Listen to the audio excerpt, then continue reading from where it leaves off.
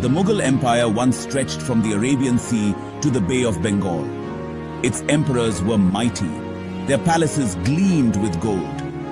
But by the 1770s, this empire was a shadow of its former glory. The Mughal throne had weakened. Ambitious nobles fought amongst themselves.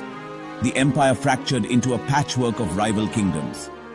In the south, a new power was rising, the Maratha Confederacy. The Marathas were a formidable force. They were skilled horsemen and fierce warriors. They had already challenged the Mughals and carved out a vast territory. But the Marathas too were not immune to the winds of change. Internal disputes and power struggles threatened to unravel their hard-won unity. And on the horizon loomed a new player, the British East India Company. The Marathas were not born rulers. They hailed from the rugged Deccan Plateau. They were farmers and soldiers. But under their charismatic leader, Shivaji Maharaj, they rose to challenge the mighty Mughals. Shivaji was a brilliant military strategist. He instilled in his people a spirit of independence and a deep love for their homeland. The Marathas fought with guerrilla tactics. They harassed the Mughal armies. They captured forts and plundered rich cities. Shivaji's successors continued his legacy. They expanded the Maratha kingdom. By the 1700s, the Marathas had become the dominant power in much of India. They were a confederacy of powerful chiefs. They were bound by loyalty to their king, the Peshwa. In 1772, after the death of Madhav Rao, as the fifth Peshwa, his brother Narayan Rao succeeded him, but Narayan Rao's uncle Raghunath Rao assassinated his nephew and named himself as the next Peshwa. Gangabai, Narayan Rao's widow, gave birth to a son named Sawai Madhav Rao, who was legally the next Peshwa. He was a wise and able ruler. He had kept the Maratha Confederacy together. His death triggered a power struggle. His younger brother, Narayan Rao, succeeded him. But Narayan Rao's reign was short-lived. He was murdered in a conspiracy. The Maratha chiefs were divided. Some supported Narayan Rao's uncle, Raghunath Rao. Others backed Narayan Rao's posthumous son, Sawai Madhav Rao. The British East India Company saw an opportunity. They were a trading company, but they were hungry for power. They had already established a strong presence in Bengal. Now they sought to expand their influence in Western India. The Maratha succession crisis was their chance. The British were skilled at playing Indian rulers against each other. They had used this tactic in Bengal. They would now use it in the Maratha territories. The British signed a treaty with Raghunath Rao. They promised to support his claim to the Peshwaship. In return, Raghunath Rao promised to cede valuable territories to the company. This treaty was a turning point. It dragged the British into the heart of Maratha politics. It marked the beginning of the First Anglo-Maratha War. The British intervention angered many Maratha chiefs. They saw the company as a threat to their independence. They rallied around the young Peshwa, Sawai Madhav Rao. The stage was set for a clash of arms. This would be a war fought on multiple fronts. It would be a war of shifting alliances and betrayals. Section 5. The Battle of Khadki. A narrow escape and a legend forged. The First Anglo-Maratha War saw several battles and skirmishes. One of the most famous was the Battle of Khadki. This battle took place in a narrow mountain pass. It was a classic example of Maratha guerrilla warfare. A small force of Maratha soldiers, led by the brave Tanaji Malusare, launched a daring night attack on the fort of Kondhana, which was held by the Mughals, allies of the British. The Marathas scaled the steep cliffs. They fought their way into the fort. Tanaji Malusare died a hero's death, but the Marathas captured the fort. The Battle of Khadki was a small victory in a larger war, but it became a symbol of Maratha courage and tenacity. Section 6. Talegaon, a crushing defeat for the Marathas. The early phase of the war saw both sides winning victories, but the tide turned against the Marathas. In 1779, a British force under Colonel Koch defeated a larger Maratha army at the Battle of Talegaon. The Maratha defeat at Talegaon was a major setback. It exposed their weaknesses in open warfare. It demoralized their troops. the Marathas were forced to sue for peace. The British, eager to secure their gains, dictated humiliating terms. The resulting Treaty of Wadgaon was a bitter pill for the Marathas to swallow. It marked a low point in their fortunes. Section 7. The Humiliation of Wadgaon. A treaty dictated at Swordpoint. The Treaty of Wadgaon was signed in 1779. It was a humiliating treaty for the Marathas. They had to give up large territories. They had to recognize Raghunath as the Peshwa. The treaty also imposed restrictions on the Marathas' foreign policy. The Marathas were furious. They felt betrayed by the British. They vowed to avenge their defeat. The Treaty of Wadgaon was a turning point in Anglo-Maratha relations. It shattered any illusions of friendship between the two powers. It sowed the seeds of future conflict. The Marathas would never forget the humiliation they suffered at Wadgaon. Section 8. Hastings' Gambit. A change in command and a shift in strategy. The Treaty of Wadgaon did not bring peace. It only brought a temporary truce. The British soon realized that they had overreached themselves. They could not control the vast Maratha territories. In 1781, Warren Hastings, the Governor-General of Bengal, decided on a new strategy. He appointed a new commander-in-chief, Sir Eyre Coote. Coote was a veteran of Indian warfare. He was known for his caution and his ability to adapt to local conditions. Hastings also decided to play one Maratha faction against another. He abandoned Raghunath Rao. He opened negotiations with Nana Fadnavis, a powerful Maratha statesman. Hastings' new strategy was successful. It divided the Marathas. It allowed the British to regain the initiative. It allowed Kikukaikam. Section 9. The Treaty of Salbai. An uneasy peace. The First Anglo-Maratha War finally ended in 1782. The Treaty of Salbai was signed on 17th of May 1782 by representatives of the Maratha Confederacy and the British East India Company after long negotiations to settle the outcome of the First Anglo-Maratha War. It was signed between Warren Hastings and Mahadaji Shinde. It was a compromise peace.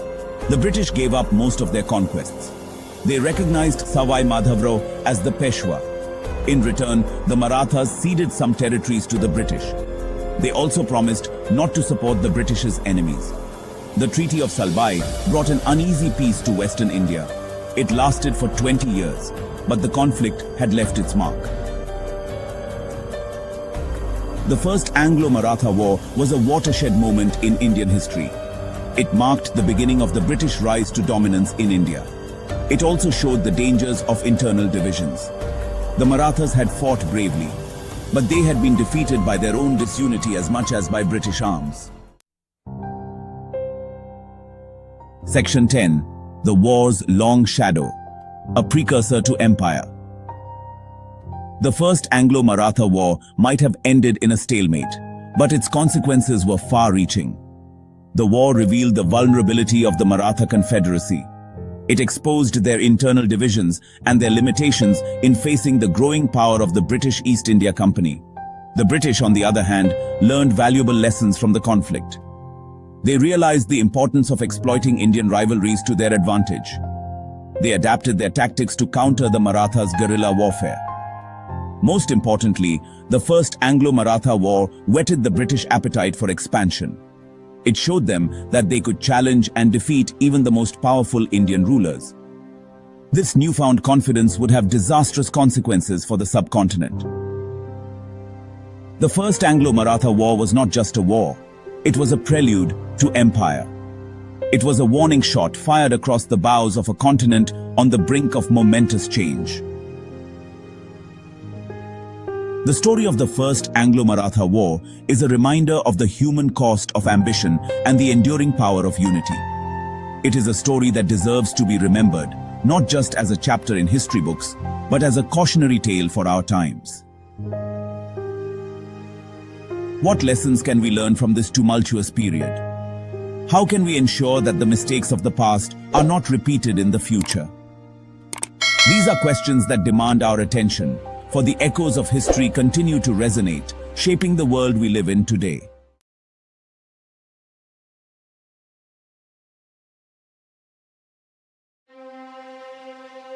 The year is 1802, a time of great upheaval and uncertainty in the Indian subcontinent. The once mighty Maratha Confederacy, a formidable force that had challenged the Mughal Empire and held sway over vast territories, is now a shadow of its former self, struggling to maintain its former glory. Internal conflicts and power struggles between prominent Maratha chiefs have weakened the Confederacy from within, creating an environment rife with mistrust and betrayal. Holkar, Scindia, and Bhonsle, once united under a single banner, now view each other with suspicion and distrust, each vying for greater power and influence. The Peshwa, the nominal head of the Confederacy, struggles to maintain unity amidst growing discord, his authority increasingly undermined by the ambitions of the powerful chiefs. This internal strife does not go unnoticed by external forces. The British East India Company, a growing power in India with ambitions that extend far beyond trade, sees an opportunity in the Marathas' disunity, ready to exploit the situation to their advantage. The company, with its disciplined armies and shrewd diplomacy, is poised to exploit the vulnerabilities of a fractured empire, seeking to expand its influence and control. The stage is set for a confrontation that will decide the fate of a subcontinent, a battle that will echo through the annals of history. The Second Anglo-Maratha War is not merely a conflict between two armies. It is a clash of ideologies, a struggle for dominance between two very different visions of India's future, each with its own set of aspirations and goals. On one side stands the Maratha Confederacy, a symbol of indigenous resistance against foreign rule, determined to preserve their sovereignty and way of life. On the other side stands the British East India Company, representing the expanding power of the British Empire and its insatiable appetite for land and resources, driven by a desire to dominate and control. As tensions escalate and alliances shift, the specter of war looms large over the Indian subcontinent, threatening to engulf the region in a conflict of unprecedented scale. The outcome of this conflict will have profound and lasting consequences for the people of India, shaping the destiny of generations to come, altering the course of history in ways that are still felt today. The Second Anglo-Maratha War is a pivotal chapter in Indian history, a story of ambition, betrayal, and ultimately the triumph of British imperial might, setting the stage for the eventual establishment of British rule over the entire subcontinent. The British East India Company, often referred to as the Company, arrived in India in the early 17th century as a humble trading enterprise. Initially, their primary goal was to establish a foothold in the lucrative spice trade, which was dominated by the Portuguese and the Dutch at the time. However, the company's ambitions soon grew beyond mere commerce. They began to see the potential for greater influence and control over the region. They recognized the immense wealth and strategic importance of India, and their desire for power and profit knew no bounds. The rich resources, fertile lands, and bustling trade routes of India presented an irresistible opportunity for expansion. The company's expansionist policies brought them into direct conflict with the existing Indian powers, including the Mughal Empire and the Maratha Confederacy. These powerful entities had long dominated the Indian subcontinent, and the British saw them as both obstacles and opportunities. The British were quick to exploit the weaknesses of their rivals, using a combination of military force and cunning diplomacy to expand their influence. They adeptly played Indian rulers against each other, capitalizing on internal divisions and rivalries. They forged alliances with Indian rulers, often turning them against each other to weaken their opposition. These alliances were frequently sealed with treaties that favored the British, granting them significant advantages and territorial gains. The company's army, a formidable force composed of British soldiers and Indian sepoys, proved to be a decisive factor in their conquests. The sepoys, Indian soldiers trained and led by British officers, were crucial in maintaining the company's military strength. Armed with superior weaponry and led by experienced officers, the company's army was able to overcome larger Indian armies that often lacked discipline and modern tactics. The British utilized advanced firearms, artillery, and strategic planning to gain the upper hand in battles. The British were also masters of logistics and administration, enabling them to sustain their campaigns and consolidate their hold over conquered territories. Their efficient supply chains and administrative systems ensured that their forces remained well-equipped and organized. The growing power of the British East India Company posed a significant threat to the Maratha Confederacy. The Marathas, known for their fierce warrior culture and strategic acumen, found themselves increasingly challenged by the British. The Marathas, already weakened by internal divisions, faced a formidable opponent in the British. The internal strife within the Maratha leadership made it difficult for them to present a united front against the encroaching British forces. The company's relentless pursuit of dominance would soon bring them into direct conflict with the Maratha chiefs, igniting a war that would decide the fate of India. This conflict would reshape the political landscape of the subcontinent, setting the stage for British colonial rule. The Treaty of Bassein, signed in 1802, proved to be a pivotal moment in the history of India. This treaty, often debated by historians, marked a significant shift in the power dynamics of the region. It played a crucial role in the lead-up to the Second Anglo-Maratha War, a conflict that would reshape the subcontinent. The treaty, signed between the British East India Company and Peshwa Baji Rao Zegi, effectively brought the Maratha Confederacy under British protection, much to the chagrin of the other Maratha chiefs. This agreement was seen as a desperate move by the Peshwa. The Peshwa, facing defeat at the hands of Holkar and seeking to regain his lost authority, turned to the British for support. His decision was driven by the need to stabilize his position and reclaim his power. In return for their assistance, the Peshwa agreed to cede territory, pay a hefty subsidy, and allow the stationing of a British resident at his court. This arrangement significantly reduced his autonomy. The treaty effectively made the Peshwa a puppet ruler under British control. His authority was now overshadowed by the influence of the British, who had their own interests at heart. The Treaty of Bassein was met with outrage by the other Maratha chiefs, particularly Holkar, Scindia, and Bhonsle. They saw it as a direct threat to their own power and independence. They viewed it as a betrayal of Maratha sovereignty and an attempt by the British to assert their dominance over the entire subcontinent. This sentiment fueled their anger and resistance. The treaty shattered any semblance of unity among the Marathas, pushing them closer to the brink of war with the British. The internal divisions weakened their collective strength. The British, on the other hand, saw the treaty as a major diplomatic victory. They had managed to secure a foothold in a region that was previously resistant to their influence. They had successfully exploited the divisions within the Maratha Confederacy and established themselves as the dominant power in Western India. This strategic move paved the way for further expansion. The Treaty of Bassein marked a turning point in Anglo-Maratha relations, setting the stage for the inevitable clash that would determine the future of India. This conflict would ultimately lead to the consolidation of British power and the decline of Maratha influence, forever altering the course of Indian history. The Battle of Delhi, fought in September 1803, marked the first major engagement of the Second Anglo-Maratha War. The British, led by the brilliant military strategist General Gerard Lake, faced off against the forces of Daulat Rao Scindia, one of the most powerful Maratha chiefs. The battle took place on the outskirts of Delhi, a city of immense strategic and symbolic importance. The British, outnumbered but not outmaneuvered, employed their superior artillery and disciplined infantry to devastating effect.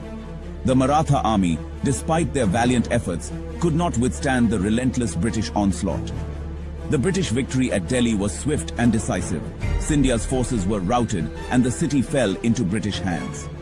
The capture of Delhi dealt a major blow to Maratha morale and demonstrated the military prowess of the British East India Company. It also signaled the beginning of the end for Mughal rule, as the Mughal Emperor Shah Alam II was placed under British protection. The Battle of Delhi was a turning point in the Second Anglo-Maratha War. It established British military supremacy and shattered the myth of Maratha invincibility. The victory sent shockwaves throughout India as other Indian rulers realized the growing threat posed by the British East India Company. The battles of Assaye and Argaum, fought in 1803, further solidified British military dominance in the Second Anglo-Maratha War. These battles, led by the young and ambitious Arthur Wellesley, later known as the Duke of Wellington, showcased the tactical brilliance and unwavering determination of the British Army. At Assaye, Wellesley faced a numerically superior force comprising the combined armies of Scindia and the Bhonsle.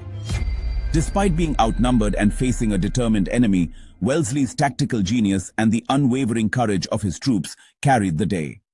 The battle was a close-fought affair with heavy casualties on both sides, but ultimately the British emerged victorious. A few months later, at Argaum, Wellesley once again faced the combined forces of Scindia and the Bhonsle. This time, however, the British victory was more decisive. Wellesley's skillful maneuvers and the devastating firepower of the British artillery broke the Maratha resistance, forcing them to retreat in disarray. The victories at Assaye and Argaum cemented Wellesley's reputation as a brilliant military commander and instilled a sense of invincibility in the British Army. These battles demonstrated the effectiveness of British tactics, training, and weaponry against the larger but often disorganized Indian armies. The year is 1817. The Indian subcontinent trembles with tension. Two powers stand poised for a final bloody confrontation. In one corner, the mighty British East India Company, hungry for land and riches. In the other, the once great Maratha Confederacy, fractured and weakened but still proud. This is the story of their collision, the Third Anglo-Maratha War, a conflict that would decide the fate of millions. Imagine the searing Indian sun beating down on fields of dry grass, soon to be stained crimson. Picture the thunder of cannons, the clash of steel, the cries of the wounded. This was a war that had been brewing for decades, a war born of ambition, betrayal, and a struggle for dominance. The Third Anglo-Maratha War was not just a clash of armies, it was a clash of ideologies. The British, with their dreams of empire, sought to impose their will on a land that was not theirs. The Marathas, fierce warriors and proud defenders of their homeland, fought to preserve their way of life. This is their story. The Second Anglo-Maratha War, a conflict that had ravaged the subcontinent a mere 15 years earlier, had left the Maratha Confederacy fractured and vulnerable. Once a powerful force that had challenged the Mughal Empire itself, the Marathas were now a shadow of their former glory. Their internal divisions, exploited ruthlessly by the cunning British, had paved the way for their defeat. The Treaty of Bassein, a document that had sown the seeds of resentment and rebellion, had forced the Peshwa, the nominal head of the Maratha Confederacy, to become a puppet of the East India Company. But the spirit of the Marathas, though wounded, was far from broken. In the hearts of warriors like the valiant Peshwa Baji Rao II, the embers of resistance still flickered. They yearned for the day they could cast off the shackles of British dominance and restore the Maratha Confederacy to its former glory. However, they underestimated the ambition and ruthlessness of their enemy. The British, with their superior firepower and their insatiable appetite for conquest, would not relinquish their grip on power easily. The signing of the Treaty of Bassein did little to quell the unrest across the Deccan Plateau. The Maratha chiefs, proud and independent, chafed under British interference. They had not shed blood on countless battlefields to become vassals of a foreign power. Among the most powerful were the Holkars of Indore and the Bhonsles of Nagpur. They watched with unease as the East India Company tightened its grip. Whispers of rebellion began to circulate, speaking of a final stand against the British. The Pindaris, fierce horsemen, added fuel to the fire. Allied with the Marathas, they launched daring raids into British-held territory. These raids, though militarily insignificant, symbolized Maratha defiance. They were a reminder that British victory was far from secure. The British, however, were not content to simply sit back and watch as their hard-won gains in India came under threat. Lord Hastings, the Governor-General of India, a man of ruthless ambition and unwavering resolve, decided to crush the Maratha resistance once and for all. Hastings, a seasoned campaigner who had cut his teeth in the Napoleonic Wars, understood that a decisive victory required a multi-pronged offensive. He ordered his armies to march on the Maratha heartland from three directions, from the north, the south and the west. The East India Company's war machine, a formidable force of British regulars, loyal sepoys and thundering artillery, ground into motion. Their objective to dismantle the Maratha Confederacy and bring the entirety of the subcontinent under British rule. The stage was set for a final, bloody confrontation. A confrontation that would determine the fate of millions and reshape the political landscape of India for centuries to come. Section 5. Fire on the Godavari, the Battle of Khadki. The first major clash of the Third Anglo-Maratha War took place near Khadki village. On November 5, 1817, Colonel Thomas Hislop's British force faced the Maratha army led by the Peshwa. The Marathas, though outnumbered, fought with ferocity and determination. Their cavalry harried the British flanks, while their infantry stood firm against attacks. But the British, with superior firepower and discipline, proved too strong. Their cannons tore holes in the Maratha lines, while their muskets cut down the enemy. The Battle of Khadki ended in a decisive British victory.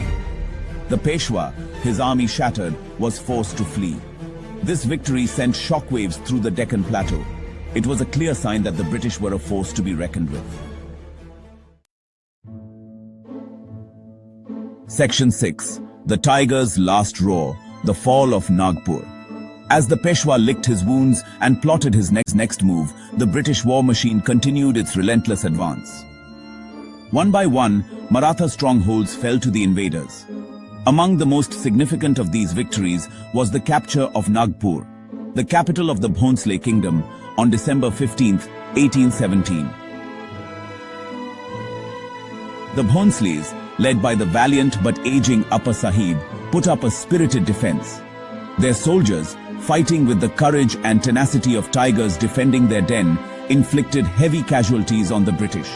But the outcome was never in doubt. The British, with their superior numbers and firepower, eventually overwhelmed the defenders.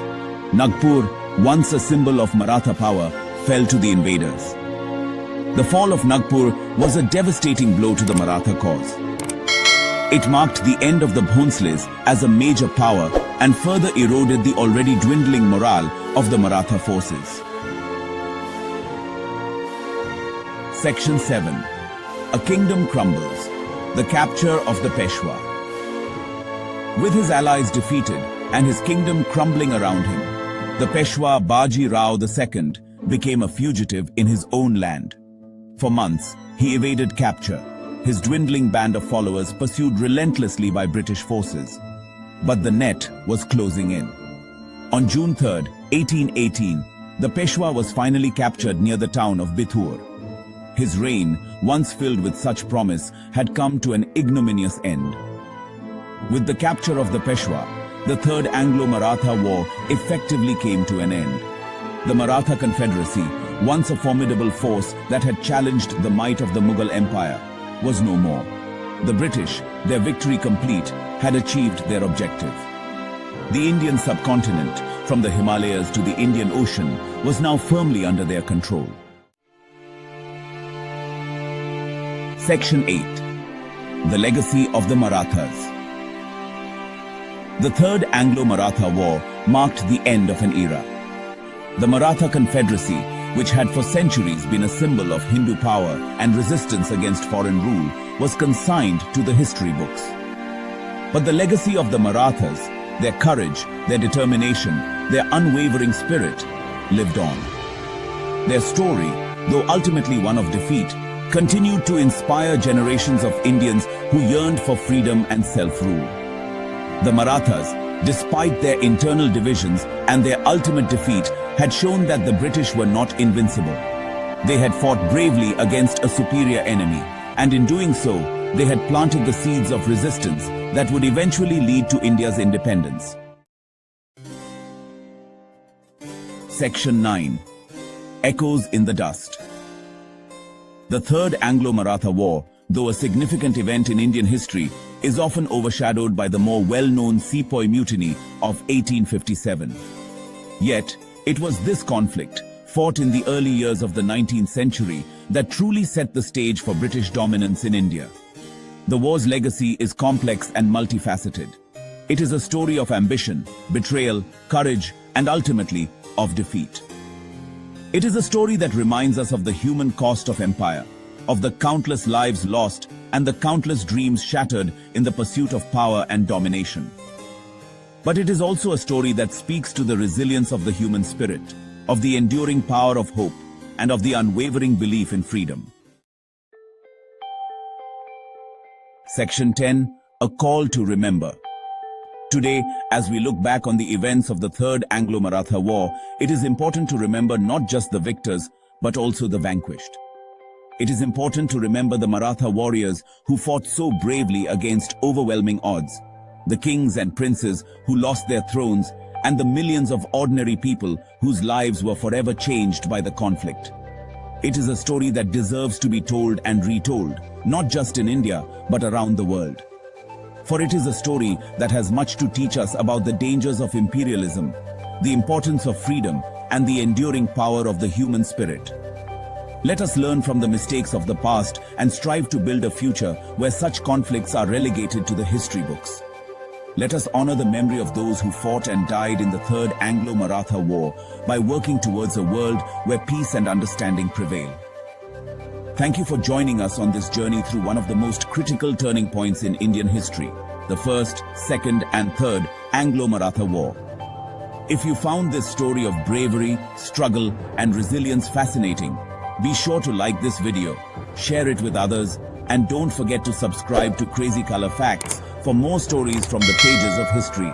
Let us know in the comments below what historical event you want us to explore next.